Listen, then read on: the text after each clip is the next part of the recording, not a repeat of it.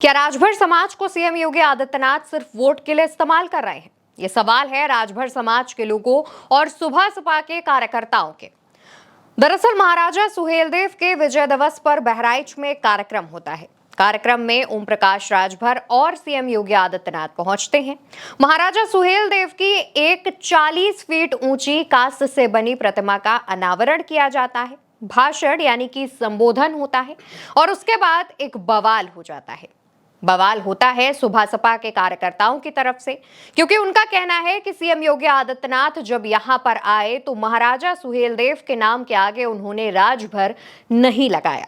अब क्योंकि ओम प्रकाश राजभर की पार्टी सुबह सपा के कार्यकर्ता कार्यक्रम में ज्यादातर मौजूद थे, तो वो इस बात पे नाराज होते दिखे और उनके इस नाराजगी में साथ दिया ओम प्रकाश राजभर के बेटे अरुण राजभर ने।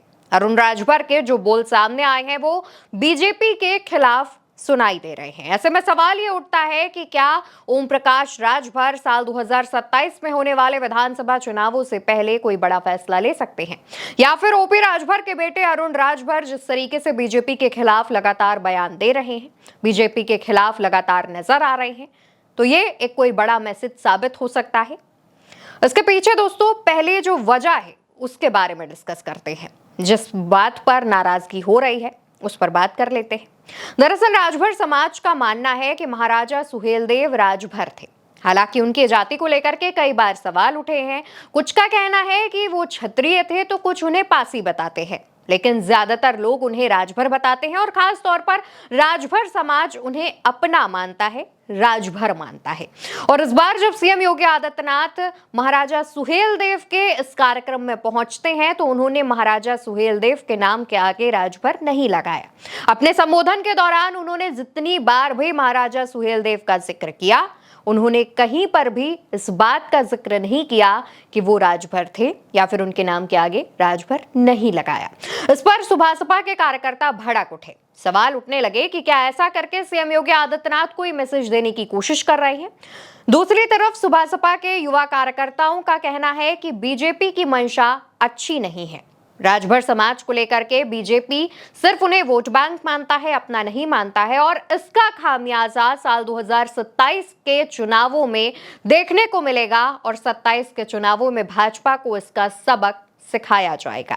लेकिन सबसे बड़ी जो बात चौंकाती है वो ये है कि ओम प्रकाश राजभर के बेटे अरुण राजभर जो कहते हैं बहुत सारे ऐसे लोग हैं जो हमारे इतिहास को चुराना चाहते हैं, उसमें भारतीय जनता पार्टी भी है।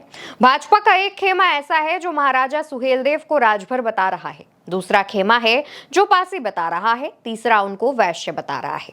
इसका मतलब इनको इतिहास के बारे में नहीं पता है।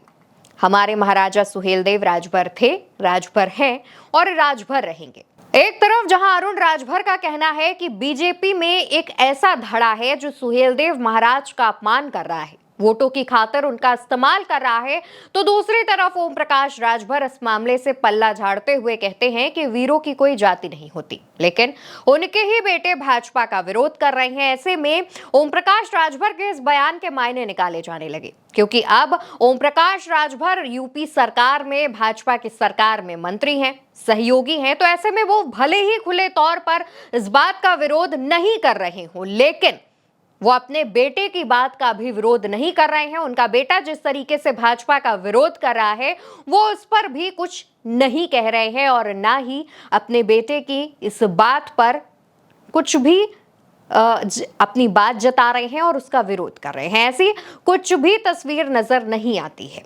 तो यानी कि ओम प्रकाश राजभर दबे शब्दों में ही सही, लेकिन अपने बेटे अरुण राजभर की बात का समर्थन करते हुए दिख रहे हैं। तो वहीं अगर महाराजा सुहेलदेव पर बात करें तो जिक्र गाजी मियां का भी होता है, क्योंकि योगी सरकार के आने के बाद से बीजेपी गाजी मियां की विरासत को दबाने की पूरी कोशिश कर रही है और इससे कई लोगों में पहले से ही नाराजगी है। और इसी बीच महाराजा सुहेलदेव पर खड़ा ये नया बवाल भाजपा के लिए नुकसानदायक भी साबित हो रहा है। वैसे भी अगर हम वोट बैंक के लिहाज से बात करें तो राजभर भाजपा के लिए बेहद जरूरी है, क्योंकि यूपी में भले ही राजभर समुदाय 3% है, लेकिन पूर्वांचल में राजभर मतदाताओं की संख्या 12 से 22% है। पूर्वांचल की 4 दर्जन सीटों पर किसी भी दल का खेल बनाने और बिगाड़ने की ताकत राजभर समाज पूरी तरीके से रखता है। वाराणसी, सलेमपुर, बलिया, मऊ, गाजीपुर सहित अन्य जिलों में राजभर समाज के वोट का सीधा प्रभाव माना जाता है। अब ऐसे में कार्यक्रम में आए राजभर समुदाय के लोगों के आरोप हैं कि योगी सरकार सिर्फ वोट बैंक की राजनीति कर रही है। ये भाजपा के लिए एक बड़ा डेंट भी साबित हो सकती है।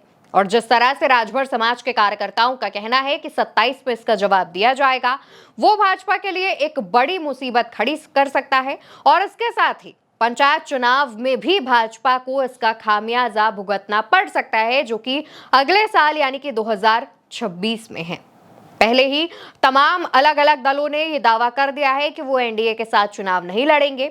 पंचायत चुनाव ऐसे में और ज्यादा अहम हो जाता है। इससे पहले अनुप्रिया पटेल की पार्टी अपना दल एस भी बीजेपी को आंखें दिखा चुकी है।